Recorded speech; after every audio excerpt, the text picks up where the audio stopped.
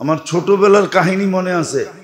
চিটাং যাইতেছিলাম, হাটহাজারি পড়তাম তো ট্রেনে যাইতে হইতো। তখন দাউদকান্দি ব্রিজ হয় নাই,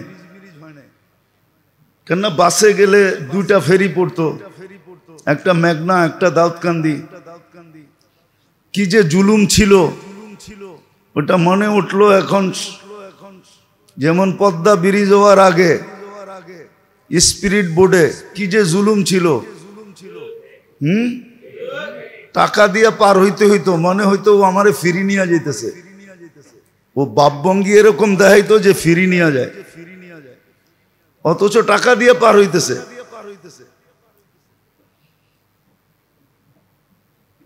এই জমিনে বরকত আছে। আরেকটা কথা বলি আর কি, এই জমিনে বরকত আছে, অনেক বরকত। কিন্তু একটা জিনিস আছে যেটা সারা দুনিয়ার কোথাও পাওয়া যায় না, খুব কম পাওয়া যায়। অকৃতজ্ঞ বাঙালি সবচেয়ে বেশি। রাগ হয় না, মিডিয়ায় চলে যেতেছে, আমি দুনিয়া ঘুরা বলতেছি।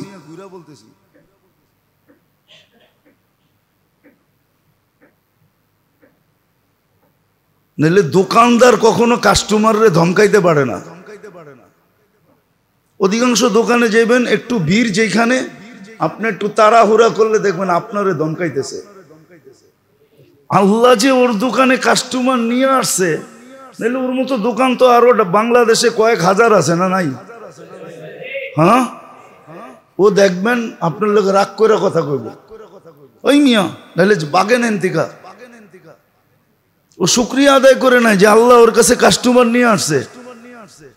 ও নত হওয়ার কথা ছিল, বাবার বিষয়, কিন্তু ও নত হয়ে বলার দরকার ছিল, ভাই কাস্টমার তো বেশি, একটু অপেক্ষা করেন আপনার দিমুনে। না, ও দেখবেন গরম হয়ে যাব।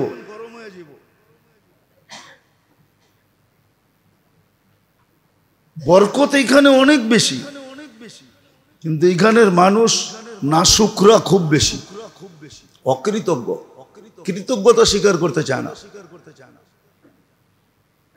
তো যেটা বলতেছিলাম, পরিবেশ তো নাই। চিটাং যেতেছিলাম ট্রেনে, তো আমার সামনে একজন বসা ছিল, ছোট ছিলাম, দাড়ি মোছ উঠে নাই তখনও। তো খালি একটু পর পরই ইংরাজি কয়। কি মানে হুজুর পাইছে না, আরো মাদ্রাসার ছাত্র জোলাইতেছে। জোলান বোঝেন তো, ঢাকায় শব্দ।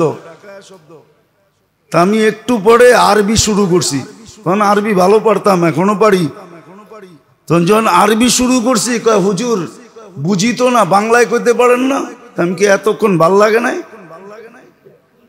একটা ভাষাই তো জানেন, এটা বলা শুরু করছেন। আমি তো আরো 4টা জানি, ফার্সি জানি, হিন্দি জানি, উর্দু জানি, বাংলা জানি, আরবি জানি। তো পরে কয় হুজুর মনে কিছু নিয়েন না। তো দেখবেন মাঝে মাঝে ইংরেজি কয়। হুজুর দেখলে আরো বেশি কয়, ঠিক না? মনে করে নলা একটা পাইছি, যা কইতে পারি, ঠিক না? নলা বোঝেন তো, এটা কিন্তু ঢাকায় শব্দ আর কি। ঢাকার বাইরের মানুষ নলা বুঝবেন না, ওটা পুরান ঢাকার মানুষ বুঝবো নলা কারে কয়। তো যেটা বুঝাইতেছিলাম, ভালো মতে বোঝেন, কাজে দিব। যার কারণে এত কিছু পাইলেন। কয়টা গণামু আমি আপনাদেরকে? যার কারণে সদয় দৃষ্টিতে দেখলে হজের সোয়াব পাওয়া যায়, হজের সোয়াব। যে হজ করছে ওরে জিজ্ঞাসা করেন হজে কষ্ট কত। আর শুধু হজের সোয়াব না, মকবুল হজের সোয়াব। আর যে 7 লাখ খরচ করে হজ করে এসে, ও বলতে পারবো না আমারটা কবুল হয়েছে কি হয় নাই। যার কারণে সদয় দৃষ্টিতে আপনি কবুল হজের সোয়াব পাইতেছেন। আজকে ওনার নাম সামনে আসলে আপনি দুরূদ পড়েন না। দুঃখে বলতেছি, কিন্তু অনেক দিন ধরে আমি দেখতেছি এটা, সব মজলিসেই দেখি, শুধু আপনারা না। বাংলাদেশে যত মজলিসে যাই, প্রতিদিনই তো 2-3টায় যাওয়া হয়, সব মজলিসে দেখি।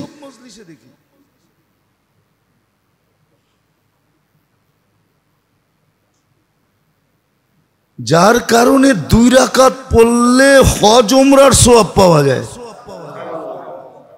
কি হাদিসের বাহিরে? ফজর পড়ে ইশাক পড়েন 2 রাকাত, কার কারণে পাইলেন? ও আপনার চেহারা দেখে আল্লাহ দিয়া দিছে, ঠিক না? আপনার পাগড়ি সাগরি জুব্বা সুব্বা দেখা দিয়া দিছে, ঠিক না? কার কারণে দিছে? মুহাম্মাদুর, উনার কারণে আপনি পাইছেন।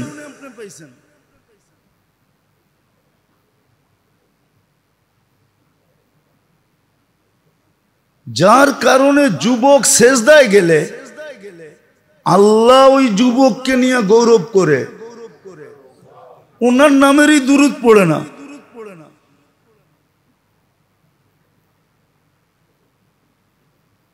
ওনার নামেরই দুরূদ পড়ে না। আরে আপনি না পড়লে না পড়েন তাতে কি আসে যায়? কেননা কোরআনের একটা আয়াতের ভিতরে প্রশ্ন করা যায়। প্রশ্ন প্রতি জুমায় পড়ে ইমাম সাহেবরা, ইন্নাল্লাহা ওয়া মালাইকাতাহু ইয়া আইয়ুহাল্লাযীনা আমানু সাল্লু আলাইহি ওয়া সাল্লিমু।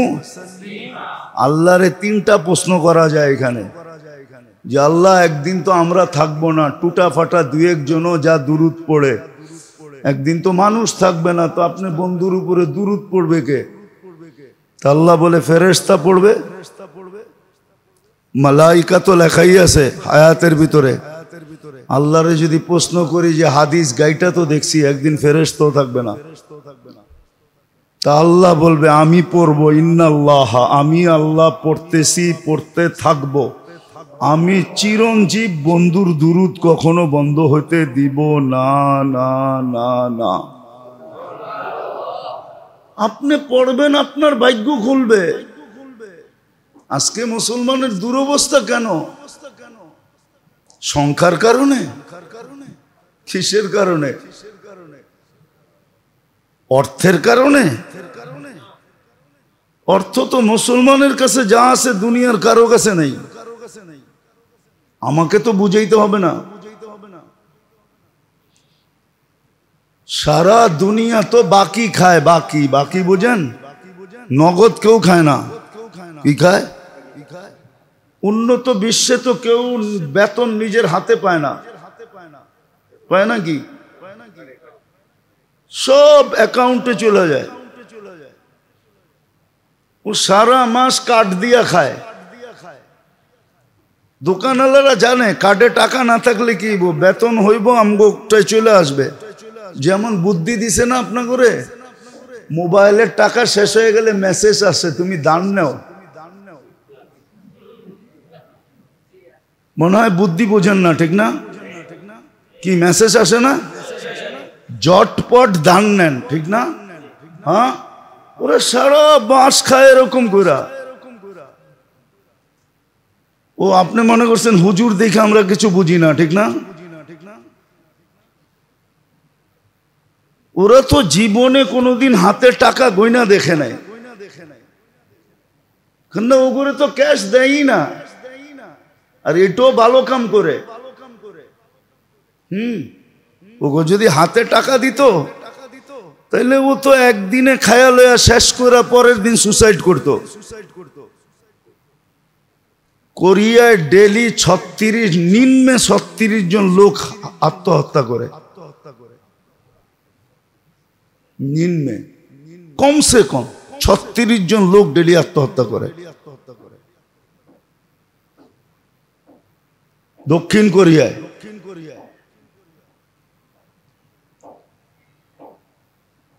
তো অর্থ তো আমাদেরকে কম দেয় না, ঠিক না? না কম দিছে? হ্যাঁ,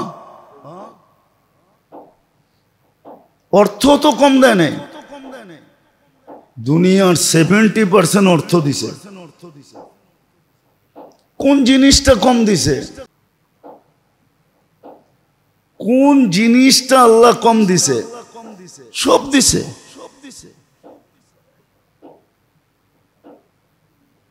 সব দিছে। তারপর ওই দুই অবস্থা কেন? এক ব্যক্তিগত জীবন থেকে নিয়ে পারিবারিক থেকে নিয়ে রাষ্ট্রীয় জীবন পর্যন্ত মুসলমান পেরেশান কেন? একজনরে দেখান যে বলবে আমি 100% সুখী, একজনও তো নাই। আমি না বলি যে কেক কাটে কেন, এখন আর জীবনে সুখ নাই, সুখ চলে গেছে কেকে। আর যখন কেকের উপরে লেখা দেখে হ্যাপি, তো ভিতরে ভিতরে রাগ চড়ে, রাগান্বিত হয়, রাগ চড়তে থাকে, তুই সুখী থাকবি কেন? এই জন্য কিনা আইনা ছুরি দিয়া টুকরা টুকরা কইরা পেটের ভিতরে দিয়া বেনিশ কইরা ফেলায়, তোরও সুখে থাকতে দিব না। জীবনে সুখ নাই, ইল্লা মাশা আল্লাহ। আছে কিছু লোক আছে এরা বড় সুখী, কিন্তু এরা কাউকে জানতেও দেয় না যে এরা সুখী। এরাও বাবলয়া চলে যে আমরাও তোগো সাথে আসি, কেননা জানলে আবার তো ওইখানে আবার ডাকাতি হয় কিনা, হামলা চলে কিনা, চুরি হয় কিনা। না, আহমদ ইবনে হাম্বল রহমতুল্লাহ আলাইহি তো এটাই বলছেন, দুনিয়া যদি জানতো যে আমরা কতটুক সুখী, আইনা আবনাউল মুলুক মিন হাদিহিল লাযযা, বাদশার সন্তানরা কোথায়? আমরা যে মজার ভিতরে আছি, এই মজা এরা কোত্থেকে পাবে? সত্য তো এটাই, সত্য এটা। আমাকে উপরে অনেক রাগ হয়ে যায় মাঝে মাঝে, সত্য এটাই, রাগ হয়ে যায় যে আইলাম আমি একটা দাওয়াতের লেগা, হুজুর আমারে দিল না, আরো 10টা কথা শুনায়া দিল। আপনি তো একজন, এরকম সারাদিন আমার কাছে আসে 100 জন। কি 100 জনের কথা শুনতে শুনতে মেজাজটা কখন ভালো থাকবে এটা বলেন? এটা এই জন্য বলতেছি যে আমার কাছে তো 100 জন আসে ডেলি, কারো কাছে তো সারা বৎসরে দাওয়াত দেওয়ার জন্য একজনও আসে না, ঠিক না? এরকমই সুখ আছে, কিছু লোকের কাছে সুখ আছে, কিছু ঘরে সুখ আছে, কিছু পরিবারে সুখ আছে, কিছু জীবনে সুখ আছে, কিন্তু আমরা জানি না। ওরাও চলে এরম বাবলয়া যে অগগরেও সুখ নাই। তো মুসলমানের দুরবস্থার কারণ এটাই। একটা কথা ভালো মতে বোঝেন, এটাই সত্য, নাইলে সাহাবিয়ে রসুল বলতো না লা তারা কাল উয়ুন, আল্লাহ আপনাকে চোখে দেখা যায় না, আপনাকে চোখে দেখা যায় না। ওয়ালা ইয়াসিফু কাল ওয়াসিফুন, বর্ণনা দিয়ে শেষ করা যায় না, ধ্যান ধারণায় আনা যায় না। আপনি তো ওয়ারাউল ওয়ারা।